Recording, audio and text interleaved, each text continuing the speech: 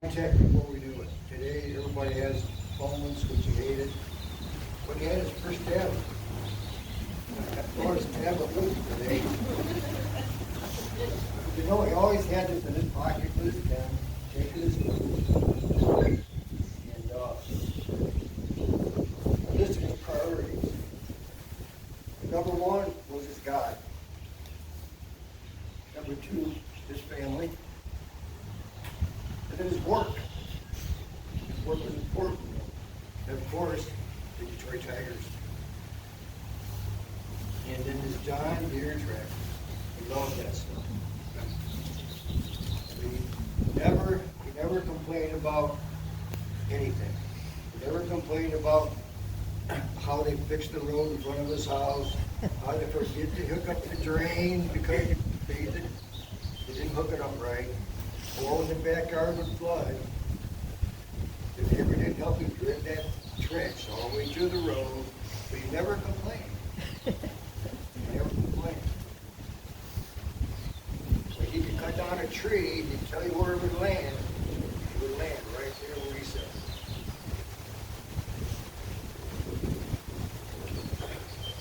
But he wouldn't bitch a little bit. And he had his favorites. A lot of our family, he didn't have his favorite. His grandkids were his favorite. And his great-grandkids. It lightened up his face, he smiled, he just wants a big hug all the time. He made his day. He'd help anybody, his neighbors, his car broke down, something he'd fix at the house, he'd be there to help them. His family, we needed help, he'd be there, fix the car, whatever. It snowed, he'd plow the street, the neighbors' driveways, he'd say, I gotta take care of the widow women. You know, always say, take care of the widow. He didn't ask for no money, all he wanted a thank you. If he didn't thank him, he might complain or bitch a little bit. But you know what, when it snowed again, he'd be right back over there, taking care of those things. He'd sit in his chair by that front big picture window, he was the neighborhood watchman. He could tell you what's going on in that neighborhood. You know, if a stranger come by, he would know what's happening in his neighborhood, make sure it was safe. And he loved his birds and fishes. He never had a problem with them guys either. He came out there and complained about everything. Then we had the fire.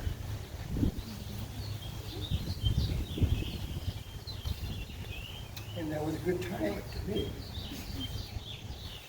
We were able to rescue him, bring him down to Florida. And he always talked about wanting to ride a John Deere tractor and plow the fields. That was his dream. And thanks to Gary, he had this acreage down there and a John Deere tractor. He'd be riding that tractor and cleaning path roads and roads and knocking out trees and of course getting stuck, you know, and getting stuck into falling off the tractor, getting off the tractor, couldn't get up. So Gary had to go tow him out of there, you know. But he's a little bullheaded, you know. But it gave him time, because we lived down there, and we got to spend time with us. You know, we got to make him his breakfast sandwiches, his bacon and eggs, and half hot water, and half decaf coffee, you know, just right. But it was a pleasure. During this fire,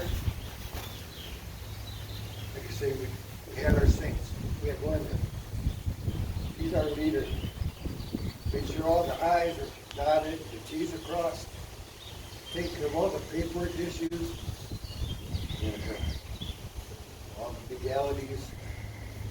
We're blessed to have you. Elma, taking care of the residents. Amazing.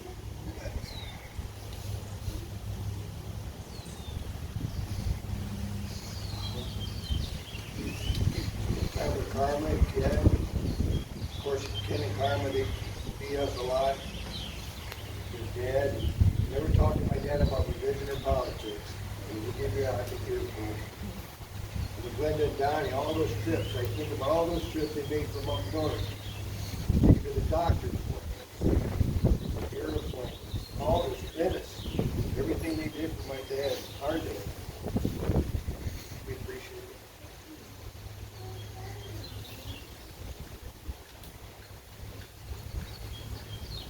I was going to do a PowerPoint, but I thought this would be more important. I remember that one time, he's always there not in his barn, because he had a hard time throwing things away. He might need it someday. That stuff was drying a lot up in the garage. He's always in another barn, working on the roof. I mean, he was what, 92? Something like that, climbing on the ladder, 94, maybe 94. Hurt his leg. So Gary and I drove up there to see him at rehab, you know, maybe stuff in his leg or something. So I went up there to see him. I said, Dad, what are you doing on the ladder? You're not 84 anymore. You know? My gosh. But I don't want to keep boring you guys with my thoughts, but he always had his knife. If you ever get a pocket knife, you gotta have 3 blades. It can't be a 2-blade, whatever. It's gonna be 3 blades. So this was his knife. And his watch. Yeah, and his watch. He had to have that on, and I found out after he passed, there wasn't even a battery. And he always had his lunch pail. Talk about the things he's lunch pail. He had to have that. Get his lunch pail every day. That survived through the fire. Yeah, survived the Had to fire. clean it up. Yeah. And then he's always working on stuff. He has his favorite hammer, and his hammer already hit his last nail already. That's done. And then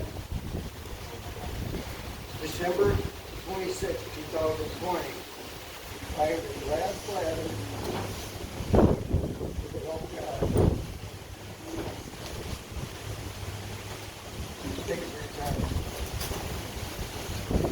Oh, before I go, I brought his favorite lunch.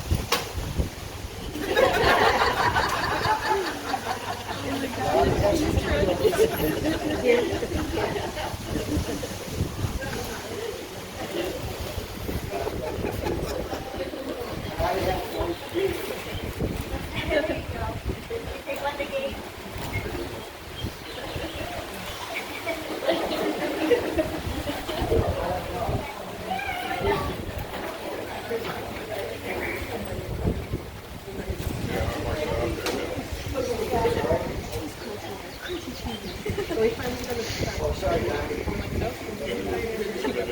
When it says crunch, like cheese crunch. We're having a luncheon at Venus. It's going right there now.